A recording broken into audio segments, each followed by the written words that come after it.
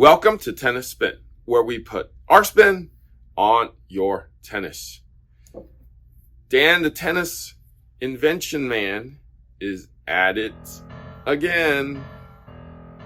Stay tuned.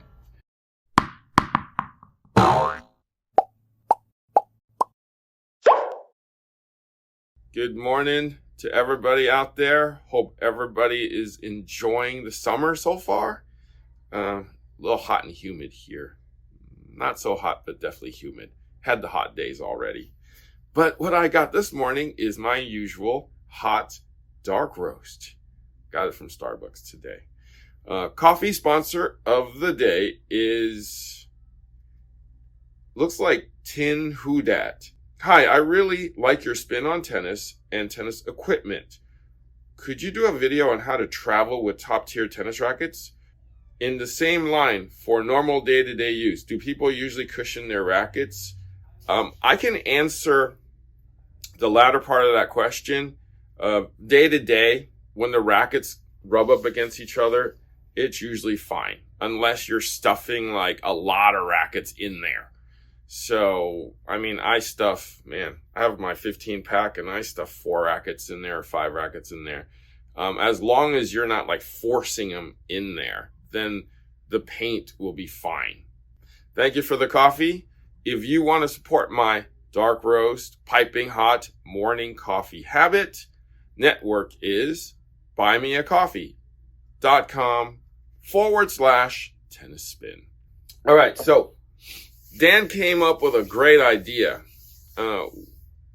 We know that the arrow is the spin machine because, the aerodynamics of the racket, the throat area that helps generate more spin, the way it's balanced, the way it cuts through the air.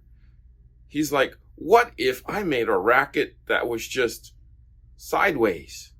Instead of having a normal racket that looks like this, what if we turn it over and have more surface area for spin?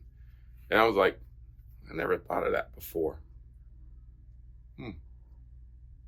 I'm going to actually weigh this thing. It kind of weighs a little bit much, but let's see. All right, got the scale out. Let's see what this puppy weighs. 358.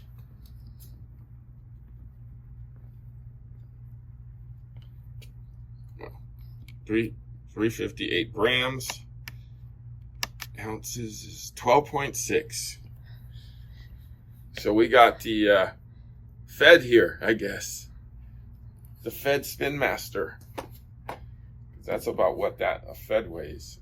Let's see where the balance is. So he put a knob here, so it's going to be a little hard to balance out, but it's in the, I'm just going to count by the end of the thing without the knob here. 338, so 380. So it's very head heavy. All right, let's hit the swing machine. All right, guys, at the RDC machine.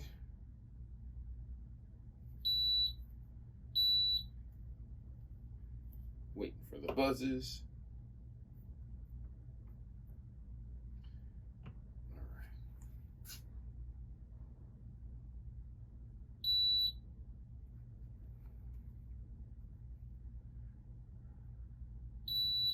Oh, shoot.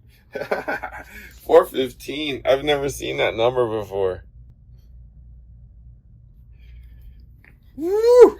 That's a big number there, Dan. I know you're watching me. Let's see if we can get this thing around. It's a little on the heavy side. All right, guys. The weight is pretty normal. The balance is really high. I've seen a number like that before, like in an Andy Murray racket. The swing weight is off the charts. So there's a lot of weight and a lot of mass coming around. Let's see if we can get around the ball with this thing. The more I look at this thing, the more it looks like it's like a hammerhead shark. Let's go see if we can swim over to the court. See you there.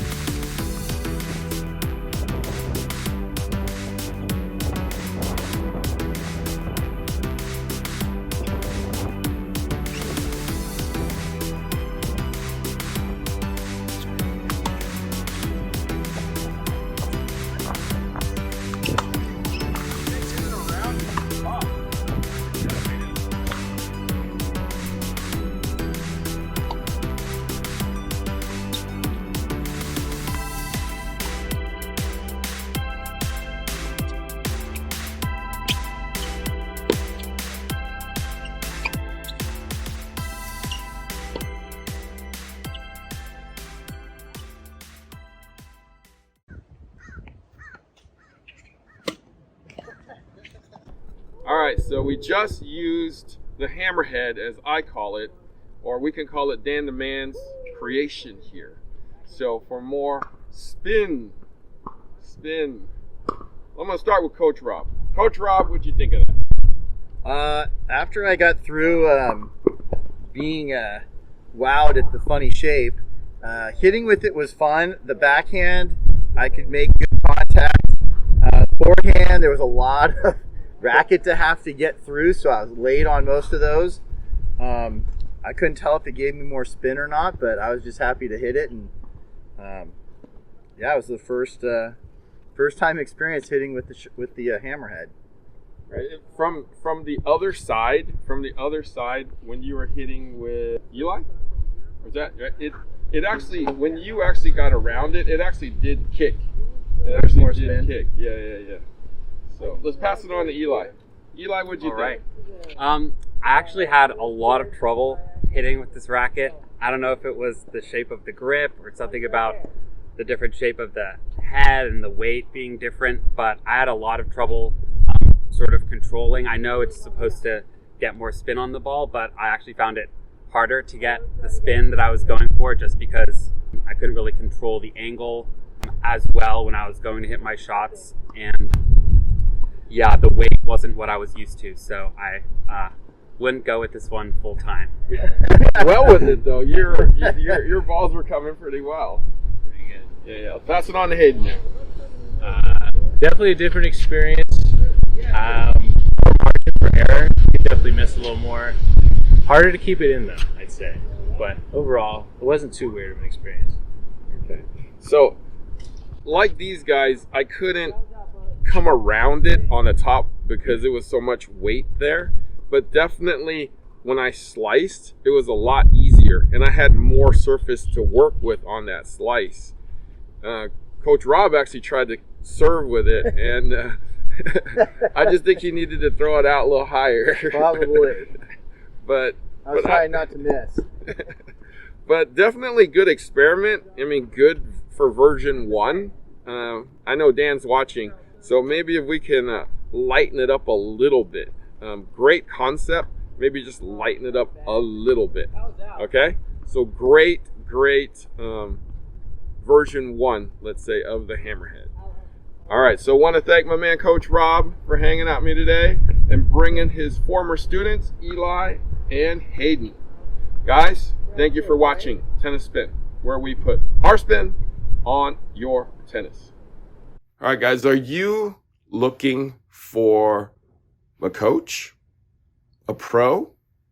I know it's been super difficult looking for somebody out there to teach you. I'm in the game myself, and it's super difficult to find somebody to, teach you, somebody to hit with. We know that the number one reason why people give up the game is because they can't find anybody to play with. And now you can't find anybody to teach you. Well, this is where Play Your Court is going to give you a hand. All right, check out Play Your Court. They have professionals, they have hitting partners, they even help you set up a game. The resources are there for you to keep you in the game of tennis. Go to playyourcourt.com/tennis spin and get your own personal discount from me. Link is below. Stay in the game.